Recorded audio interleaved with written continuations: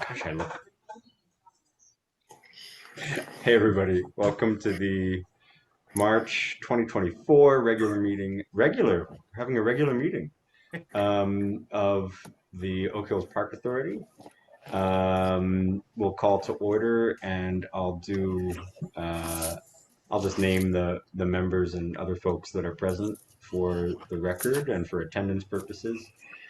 You've got myself, the chair, Joe Androsco. You've got Denise Brown, the treasurer.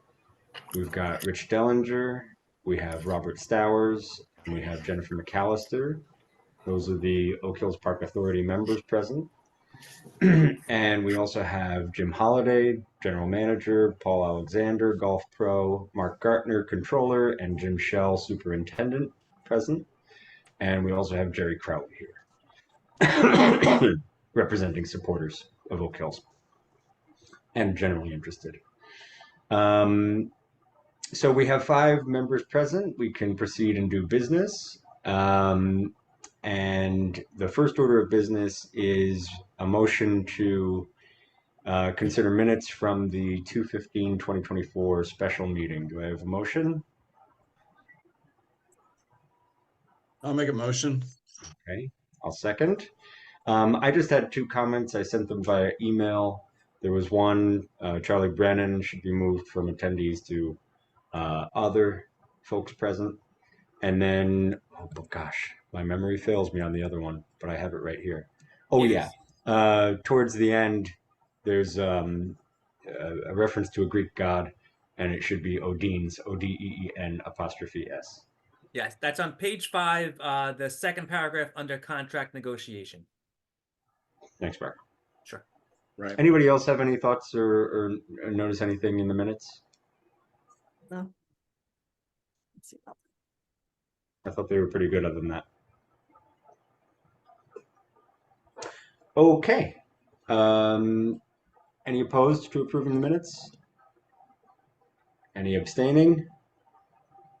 We'll consider them approved. Next item up for consideration is public comment, item number 3. I don't see anyone not already pictured in the attendees. Could somebody check me on that? It looks like to me. Yeah, confirm. Perfect. Yeah. Then I think we can close public session. And move on to the report of the chair. I think restaurant stuff has been proceeding, I think nicely. I'll call it nicely. Contract was signed, reviewed by the city legal department. Jim Holliday represented Oak Hills at the Finance and Claims Committee of the Common Council, answered their questions. I think to satisfaction. And I did not keep up with the Common Council meeting yesterday, but they were to take it up for consideration yesterday. But I think we're considering it a license agreement that's in effect beginning April 1st. And so we should have that beginning on April 1st in some capacity. I think it's going to be scaled due to the timing of it, but come spring we'll have a restaurant operation there by Odeens, and that's really exciting. I'm really looking forward to it. Other than that, we have a contract for U.S. Pitch Care to do the bunker project. And I think I see a window in my day tomorrow to go sign that.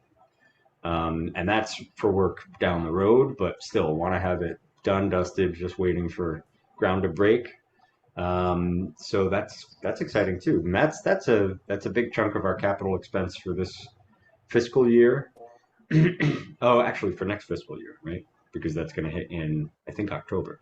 It's a good chunk. It's a good investment in the course and making some improvements that are going to last for years and years to come, and kind of ease some of the pressure on the grounds crew working it in many ways. So, and make the golf experience kind of improved with better bunkers although I still contend nobody should complain about being in a bad bunker. Um, so some really interesting things going on. We're managing through all the things. I feel like we're not managing through in a reactionary mode. We're on the front foot. We're taking steps to improve the physical plant, make sure that the course is still in good shape for years to come. So I think we should all feel really good about that. I'll close the report of the chair and we can go into management reports. I was thinking it's worked well for me last time to kind of take the reports as read. I've been through them. I only have one question that I know of so far. But to have, Paul, Jim, Mark, and Jim make any additions that may have arisen since they were written, or really things that they really want to highlight within the report. And then naturally, any questions would be in play.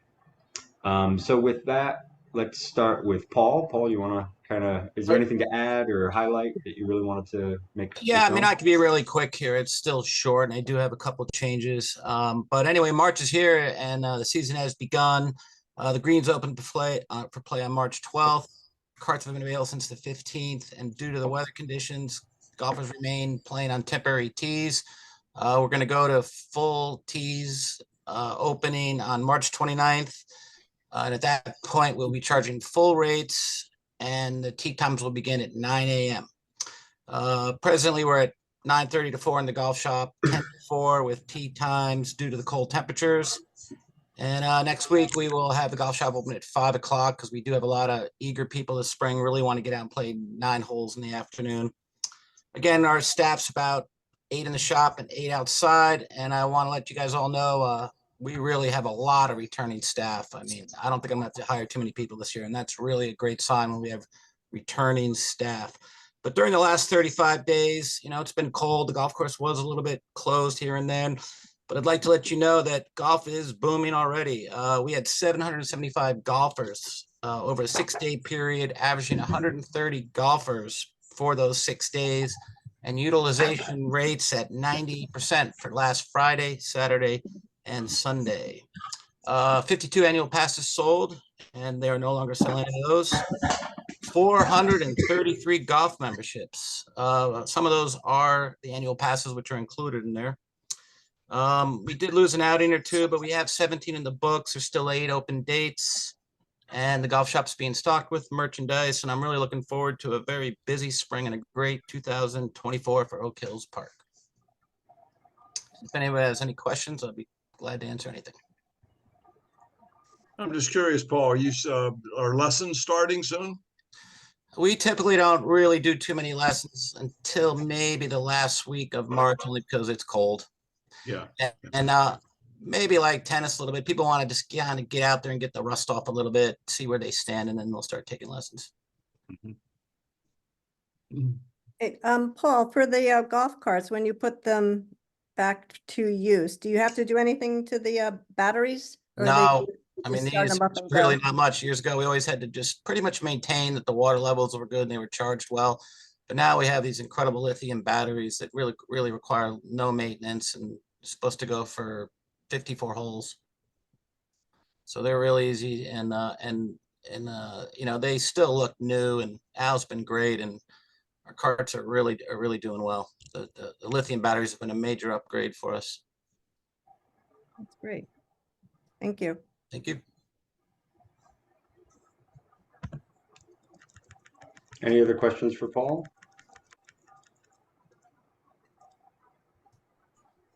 Okay, we can move on to Jim Shell. Okay, thank Thanks, you. Paul. Okay, so as Joe said, he's read the full report. I just do want to emphasize that our new mechanic, he's been a real good study on how to do things correctly. And so far, his sharpening ability has exceeded, well, maybe I shouldn't say that here, but he's doing very well. And our new assistant, Tiz, he's very eager. He's a very happy guy. He's ready to work. And so far, so good on him. And there are just a couple things about the bunkers, like the price of sand, we're still not sure of yet, but that will be a decision within 2 or 3 months of the project actually starting. So you never know what we're gonna find before then. If anybody has any questions, shoot. I actually have one, Jim. I saw you Sure. working on the 11th hole down at Yeah. the end. And I know you had some problems with that, the drainage down there. How's that going? Well, it turns out when they put the irrigation system in the year 2000, 1999, whenever it was, they trenched and pulled pipe through a lot of drain lines. And that's what we found on number 11. I mean, that was one of the reasons that the hole in certain spots was so wet. So we've been finding that more and more, and I feel like that's gonna be what we're chasing more and more as we go here. But that's buttoned up. That one trench is buttoned up and it's good to go. It doesn't have grass on it, but we'll get to that eventually. And should be fun dealing with drainage. Yay. Hmm. Yeah. And just out of curiosity, I know you talked about on that 11th hole trying to straighten it out maybe a little more. Is that going to Yeah, help? Is that going to we- help in that regard? Well, we've already cut the new lines into the fairway, and as soon as we get some trees on the left-hand side, it may take a few years, but I think that it will make a difference anyway. Okay. I can't promise anything that is not going to happen, but I do think it will make a difference. Well, I know you talked about it, so I appreciate your work on that. Yeah. hole. I can tell you as a golfer, the new contour lines on that fairway number 11 are great, and that's going to be a major improvement, and it's really going to make that hole fun to play. And it's going to be outstanding, really exciting there. And the sod on 1, 3, and 8 look fabulous. A lot of people are really pleased with that. Of course, it's really starting to look good. Hope it lasts more than a season. All right. Anything else for Jim? So Jim, so for number 11, are you talking about relining it on where it's going to turn, or that's not what you're talking about right now? Yes, we've realigned the fairway so that when people get to know the new lines on the hole, we're hoping that they will aim on their first shot farther away from the tennis courts. Yes. And are you still planning on digging out some of that area that's all wooded, or you don't think you have to do that? That little, I don't think I have to do that. No, oh, okay, I know what you're saying. yeah, No. all right, thank you.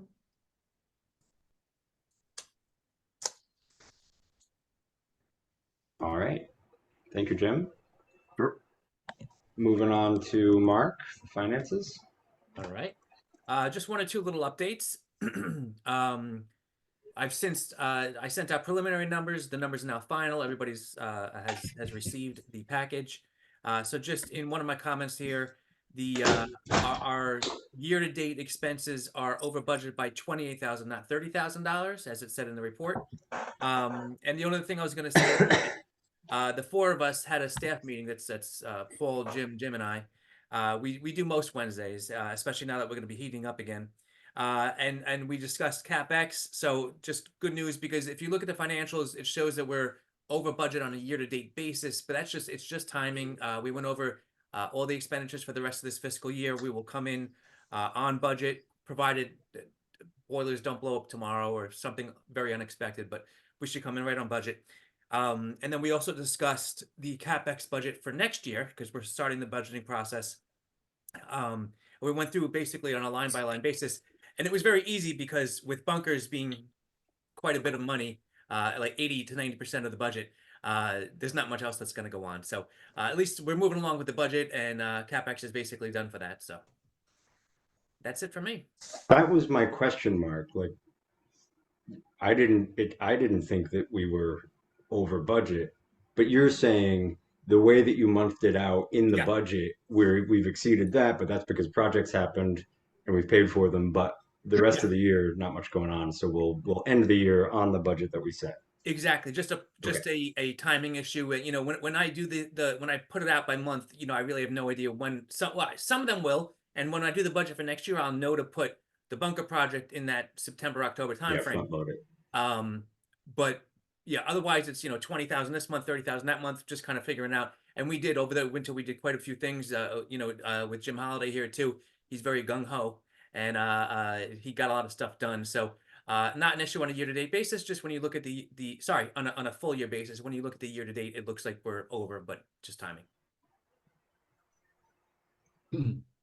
Plus 509 going into April is such a different position than minus one. What was it, like 170 at one point going into April? Drawn on the HELOC, or not HELOC, but drawn on the line of credit. Oh yes, yes, yes. That At is, some point we were minus 200. we were, yeah. We were full. There was a couple 2018, 2019, going into 2020. Those 2 years were without that line of credit. We would cease to operate. Things would have been very bad. So I didn't. That's that. Thank you, Joe, because you just jogged my memory. With the money that you all know, we moved to invest in other areas with the help of Gary and Denise. I thought I was gonna have to reach in and just move 50,000 or so back to cover us over the lean winter months, and I did not. That money has stayed there, earning more money. The main reason was because of, you know, when you sell the annual passes, that's a lot of money that comes in January, February, in a short period of time that we don't recognize on the financials. So it's a little for those who aren't that adept at accounting. That's basically cash coming in that we put into a deferred revenue account. So you'll see it on a 1/12 basis throughout the rest of the calendar year. But the cash is still there. So that really helped to defer the need to move money back in. Yeah, that's great. Yeah. And you know, the 509 is after the capital improvements that we've spent on. So it's like, you know, the swing in this position net of expenses is really, it just feels so different from 2019, 2018. And knowing that we put all that money in for paving as well. Yeah. It over the last couple of years and so forth with these big projects, and to still have this much, it is. I really, I mean, I think all of us that were here in 2020 would, the beginning of 2020, would not have thought that this day would be possible. Yeah.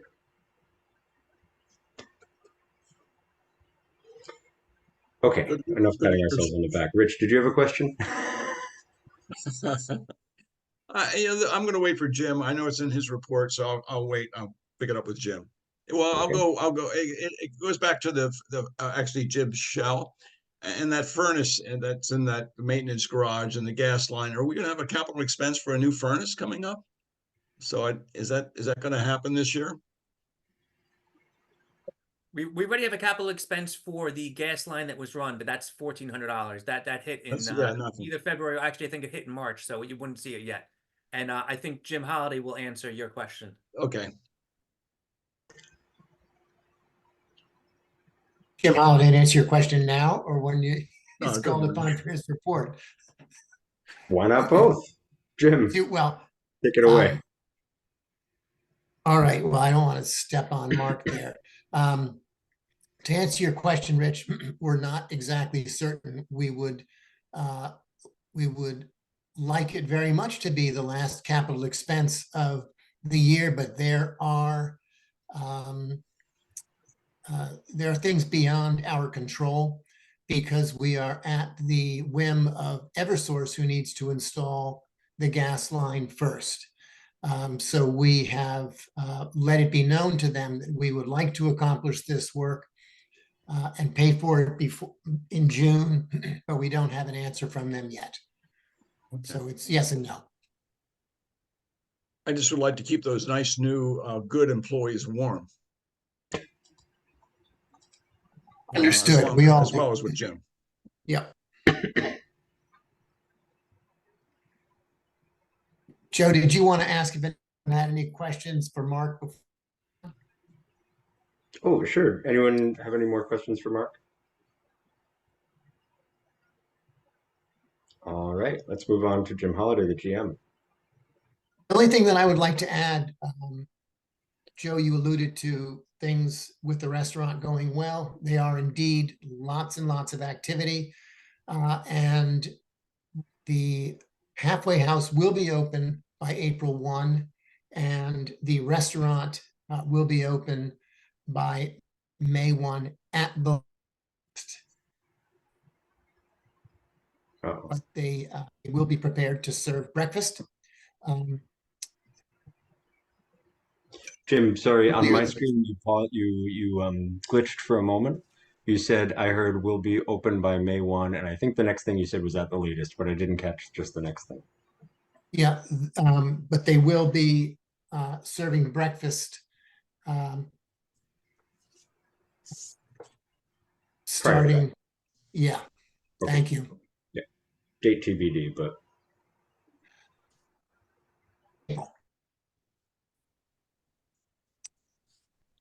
Everything else is pretty clear in my report. It's as it usually is, just a whole lot of little stuff that seems to add up. okay. Did anyone have questions for Jim?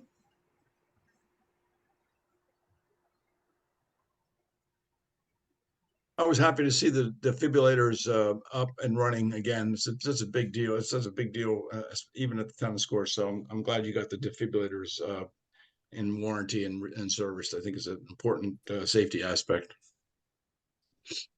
Thank you. So am I. We had defibrillators that probably would have worked, but they were out of warranty, and I think that we have reduced risk and perhaps considerable risk for the authority by the new system, which entails leasing them and having them serviced on a monthly basis.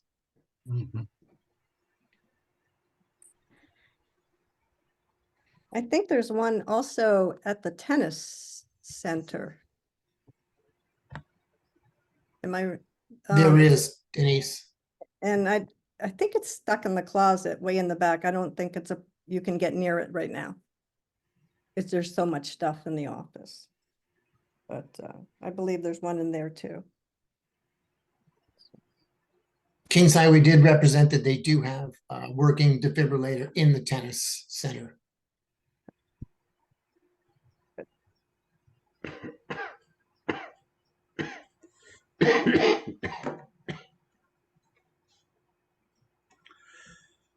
Okay, anything else for Jim?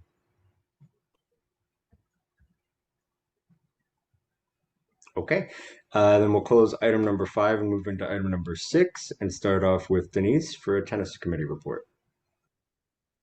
Okay, hi, everybody. So basically what we're working on right now is the grant with the USTA. We've completed all the preliminary work. We sent it to the project manager for USTA. She said, go ahead, it looked good. And so she asked us to get our signatures. And I forwarded it to Robert, and Robert, you're gonna, I know, review it when you can, and. Yeah, I'll start reviewing it tomorrow. Okay, that'd be great. Mhm. So basically, Joe, did you say you're going to be around tomorrow for the, possibly at Oak Hills? Yeah. Okay, if I get the, application over there, could you sign it? Sure. I mean, I could probably get it there between 10:30 and 11. I don't know. Has it changed from what I reviewed? No, well, the only change is that she condensed it into the formal application, but there was no wordage that changed or anything. Okay. So she asked if we would get the signatures, and they did ask for a signature from the supporters to sign. So I'm going to have to get it from Ernie, and I believe that is because the W-9 that we're submitting Yeah. is the supporters, and so they will only donate, or they will only give money to a 501c3. Yeah. So I'll get your signature, I'll get Ernie's, and then hopefully when we get the mayor's, we will actually physically put the grant through for the review board, and they said it would possibly take around 2 weeks to review. I don't Okay. think we're going to meet our timeline to get this processed. The court's open May 13th, so I'm thinking that's, and, you know, unless we speak with the the fence people for Walsh, unless they can really tighten up their timeline for what they said for installation, I don't think we're going to make it for the spring. But, you know, we have a little bit of time. We'll see. And that's kind of where we stand with the grant, but it's looking. So, and we meet tomorrow. We have a meeting with the Friends of Tennis, so we'll go over a lot of other things then. Anybody else have any questions? No, just a shout out to you and especially Chris Hulse, who did so much Yeah. work on that grant, much more work than I ever anticipated a grant would be. And it's hopefully, you know, the amount of money we're asking for exceeds what I thought we were going to be asking for. So it's about half the expense, and we'll keep our fingers crossed. But it was a lot of work over this winter. It was good exercise though, because it kind of made me put on paper, you know, Chris and I take a look at everything and see all our pieces to try to put it together and have it make sense, because we have so many different elements with the Friends, and Oak Hills, and then there's supporters. You know, there's a lot going Yeah, on. and having the fall tennis clinics for the kids. Yeah, I mean, Yeah. having the fall tennis clinics that you've did made it, I think, much stronger application. It did. I think that's what helped a lot, so. Yeah. So we'll keep our fingers crossed. Okay. I think that's it Okay. for the moment. Thank Thanks you. so much, Denise. Mhm. Yeah, if you can get that, my timing is probably like 1:30 or 2. Oh, I'll be able to okay. be there. All right. So then it'll be then with Mark, right? Is that where you're going to meet? I think I'm gonna see. I don't know who has the contract for me to sign. Jim? Or I have the bunker contract, Denise. So if you get it to Mark, I'll get it from him. okay, great. Thank you. Perfect. Okay. You. Okay, thanks, Denise. On to supporters. Jerry. I have no report for tonight. Yeah, we heard from Mark last time that the thank you and the notifications and donations went out last time. So thanks for that. Yeah, it went pretty smoothly. Mark's organized, got me all the stuff, so it worked. Excellent. Okay, and I don't think a report from Nature Advisory Committee. Or do you have one, Mark? Well, me and well, maybe Jim Holiday as well. Jim and I met with Audrey to just discuss getting the gang back together and trying to find a new leader. So Jim is organizing everything and gonna get us an agenda. We're gonna meet with people from the Norwalk Land Trust and Gardening Club. Well, they have some interest in joining and helping in any way that they can. Seems like a good group. Anyway, we're gonna meet in April. We're also gonna meet with a Jim. What is David Beers? Is he a biologist? I believe.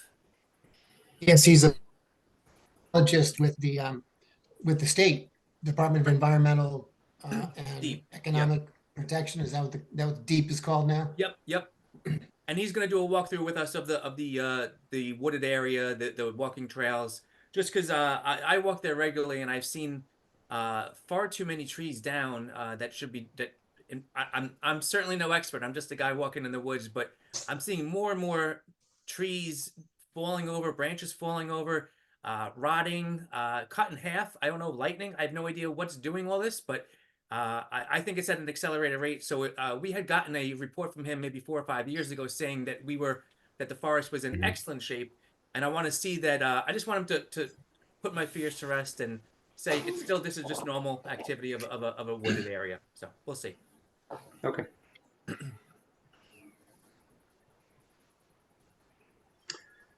Okay, then let's move into item number 7, old business, new business on long-range planning. I think this was an agenda item that Gary had wanted added. And unfortunately, the position we seem to be in is that I am not able to find a chair of a long-range planning committee. I can't absorb the commitment, and we haven't had anybody be able to kind of do the same, right, or absorb the commitment. And so this has kind of fell quiet for a long time. I think it's something that we should do. I think the assessment of the physical plant is probably the most important aspect of it to get an kind of a view of remaining useful life of things, etc. But also to kind of lay out what the vision for the park will be. I'm also mindful of two things. One is that I remain convinced that an authority member should be the chair of that committee, although they can populate the committee with members of the authority, but also members of nature, tennis, the clubs, and just members of the public. And I'm also cognizant of the fact that I am no longer going to be on the authority come June. And so my vision for the park probably shouldn't be the founding principles of it. Although very happy to consult on that. So I'm not exactly sure that the right path forward. I'm not exactly sure what the conversation Gary wanted to have was, but I just wanted to kind of lay out where I've been and the kind of struggles that I've had, and fairly spoken, I am kind of creating these rules for myself and then not being able to satisfy them. But I do kind of remain convinced of those principles. So I just wanted to lay that out, lay out my reasoning, lay out my struggles, and we can kind of discuss a little bit more if folks would like.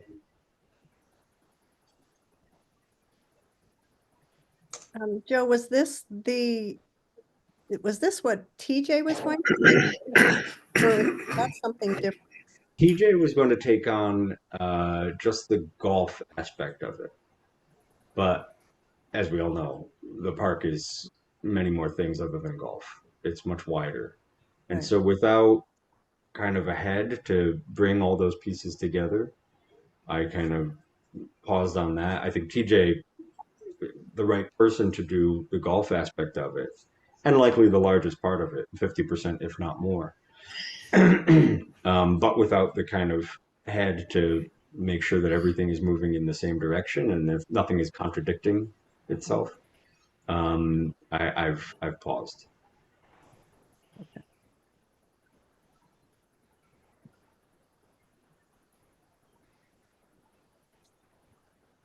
Any other questions or thoughts? Yeah, I'm kind of thinking maybe after, maybe a little bit later in the year after we get it. And I know, you'll be missed greatly, but after the things change, we get a new chair. Maybe we kind of throw it on the agenda for a new chair, as we can certainly wait a few more months. I like the idea of doing it, but I think it'd be good to maybe a project for a new come on board. Yeah, I like the idea of doing it, including. I'm sorry. Go ahead, Jim. I also think that as far as the golf course is concerned, that with the input of the golfers and the professional staff around us, that the right decisions will naturally come. But there are also some big things coming down the pike, like irrigation system, et cetera, et cetera. And I think that that's more than just feedback from the golfers and professional staff. And that's why I'm trying to push for it. So yeah. Yeah, and I do think the way that Jim is sending out surveys to survey the golfers, get some feedback with the restaurant, golf, whatever. I do think we have a lot of information, so we're not in a bad place.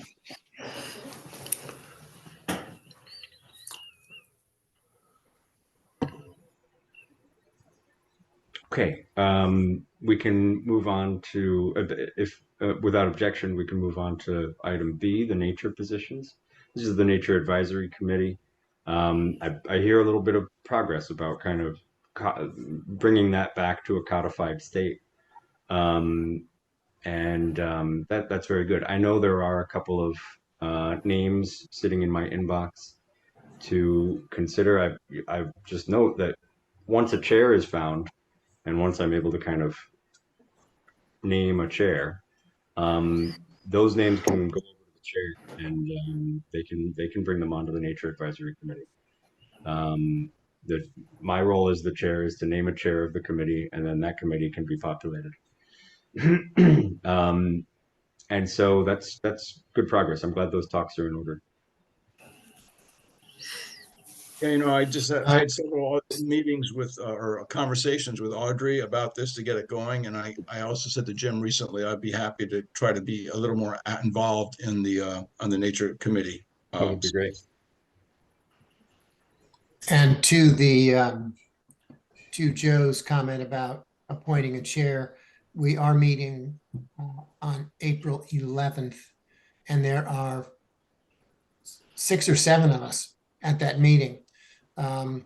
Rich is also going to be joining us, so I would think that a logical recommendation will come from that meeting, and we will funnel it to you, Joe, in consideration at the next meeting, Great. April's meeting. Yep. Jim, just a reminder to send me the date.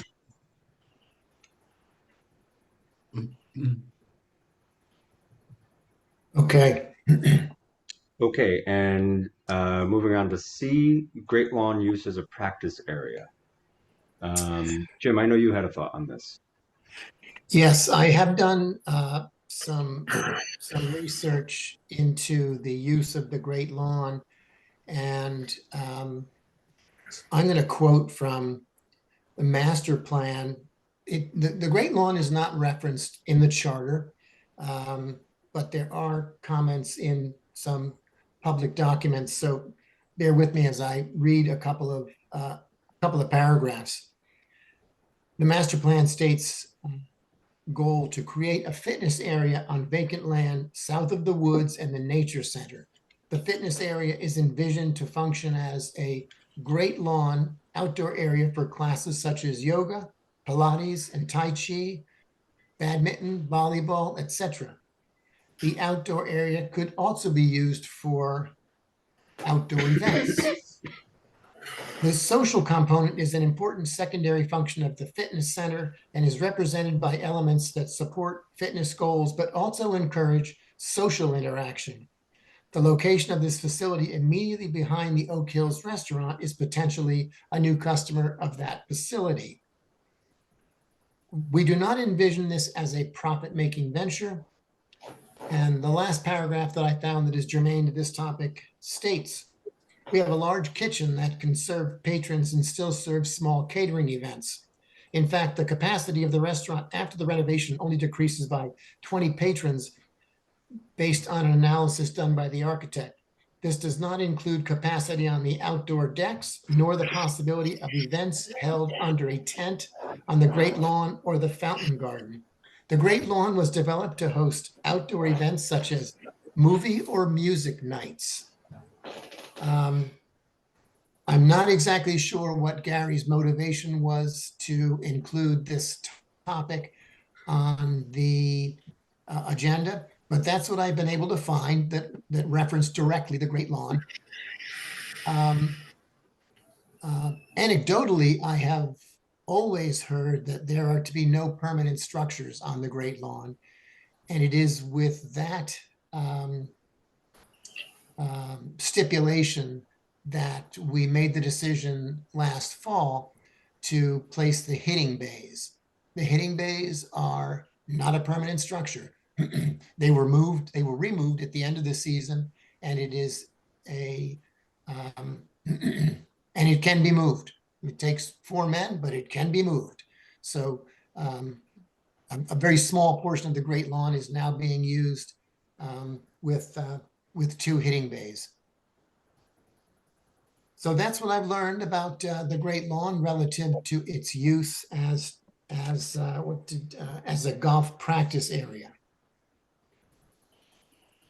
Thank you very much.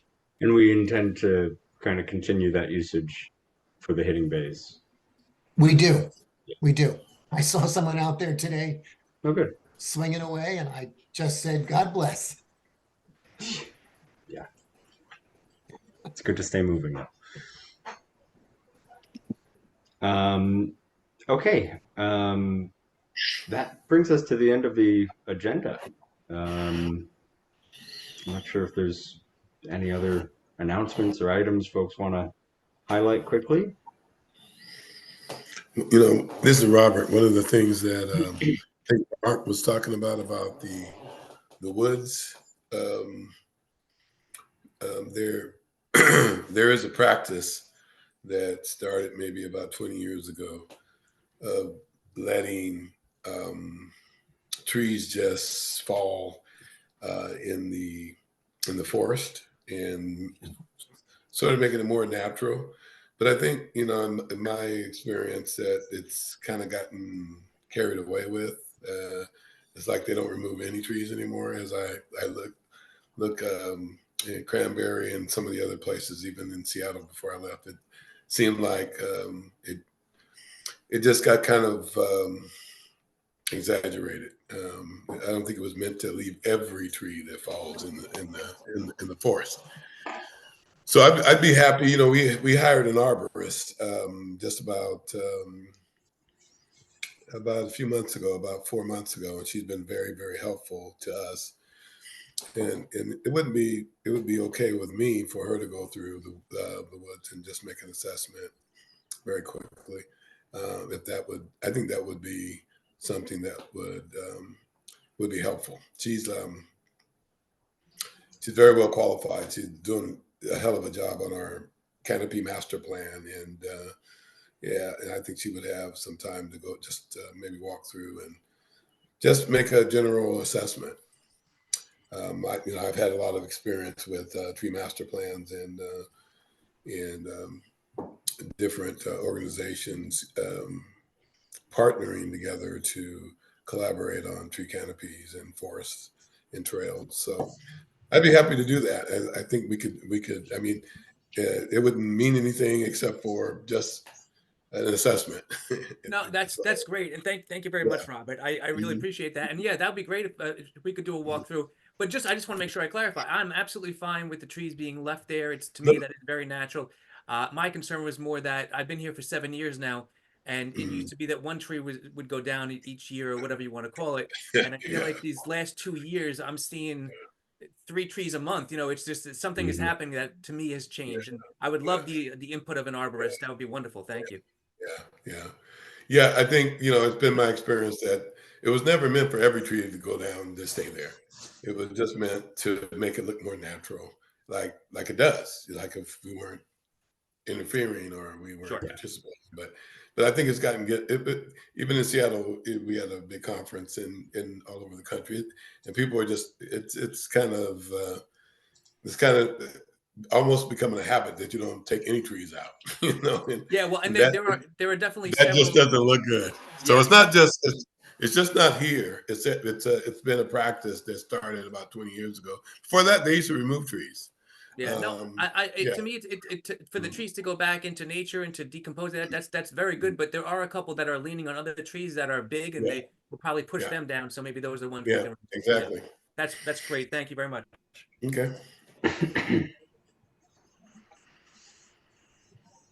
Okay. If nothing else, motion to adjourn. I'll make a motion. All right. I'll second. it. Jen seconds. Jennifer, you are there. I am here. Okay. I'm listening and taking it all in notes. Beautiful. All right. Any opposed? Hearing none. Good evening, everyone. Happy spring, everyone. Happy spring. Happy Yeah. spring. Have a good one. Thank you. Thank you. Thanks for your time. Have a good night. Bye. Yeah. Night.